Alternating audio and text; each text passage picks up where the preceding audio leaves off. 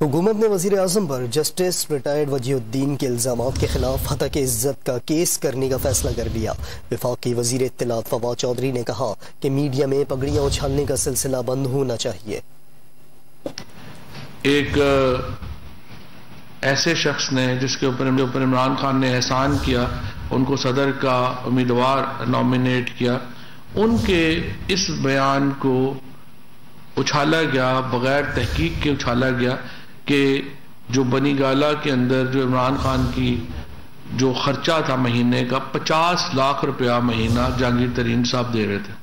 اور اب اس کی تردید جہانگیر ترین صاحب نے کر دی۔ سوال یہ ہے کہ اگر ملک کا چیف ایگزیکٹو جو ہے وہ اس کی عزت کو میڈیا میں اس طرح سے آسانی سے اچھالا جا سکتا ہے، ملک کے چیف ایگزیکٹو کے لیے اگر کوئی میڈیا کے اصول نہیں ہے، کوئی رسپانسبلٹی نہیں ہے، تو پھر ظاہر ہے کہ عام آدمی کے لیے کیا رہ لے گی۔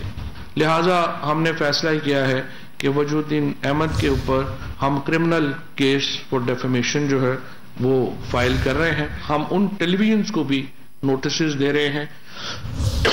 جنہوں نے بغیر تحقیق کے